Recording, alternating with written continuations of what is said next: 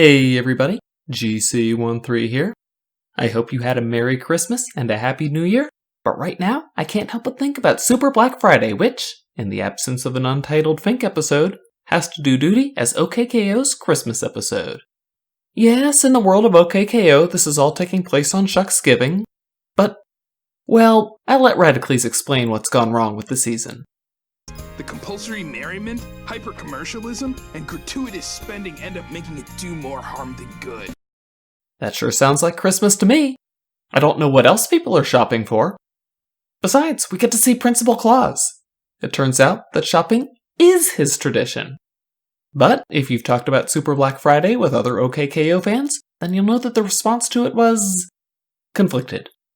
While the intention was definitely for the episode to be against the hyper-commercialism that Black Friday is known for, that doesn't come across so well in the episode itself.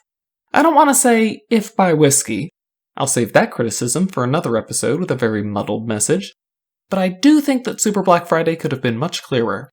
So, in the spirit of the departing season, I thought it would be good to go through Super Black Friday and see what it's trying to say, and make sure nobody's tongue gets lost in their cheek. To be fair, Super Black Friday actually does make its point pretty clear in the very beginning. Carol misses KO, and he'd much rather be at home with her instead of working at the bodega, and KO loves working at the bodega. Neither Enid or Radicles are super excited about Super Black Friday either, but Rad is oddly intrigued by Blorby. He jiggles. That's his main feature. That sure looks like a dig at the inanity of each Christmas season's designated must-have toy. I do worry, though, that that's the first place the message of the episode becomes muddied. While the first we see of Enid's opinion is jaded acceptance of her lot in life, Radicles' first line makes him seem into the celebration of consumption. That he then turns right around and explains how bad the season has become, and that there's no good reason for KO to work over the holiday makes it hard to pick out how Rad really feels. Of course, no one at the bodega wants to be there on Shucksgiving, so Mr. Gar shows up out of nowhere to cancel the sale and send everyone home to celebrate. I think this strikes a lot of viewers as sarcastic, though. While it's meant to be a genuine expression of the team's feelings about the importance of family on the holidays, it comes across like a humorous deus ex machina because it's given almost no time at all. What is lavished with time is what the episode intended to be sarcasm, Principal Claus's exhortation of the wonder of Super Black Friday. To be fair, his positive message does include tales of the writer's sarcasm. The first big one is how grossed out the bodega squad was when they realized they drank Joe Cuppa's coffee, but I'm more interested in Beardo's holiday burrito.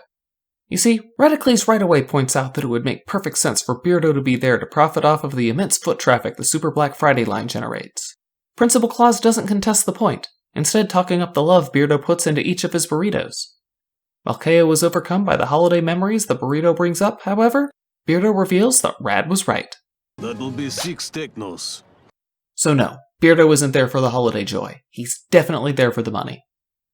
In fact, other than Principal Claus, the only other holiday joy we get is Daryl and Shannon ruining everyone's fun.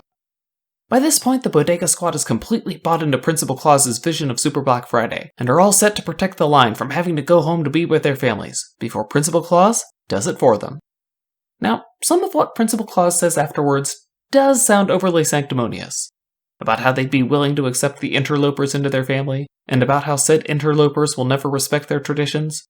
But he's not the only one to use such language. Not only was it given hardly any time, but Mr. Gar's speech at the beginning of the episode also comes across as so earnest that it can't possibly be genuine. That it's how the writers really feel doesn't count for much when it comes across as completely unearned and therefore like it should be a laugh line. Of course, our heroes ultimately open for Super Black Friday and suffer for it, betrayed even by their retail brethren.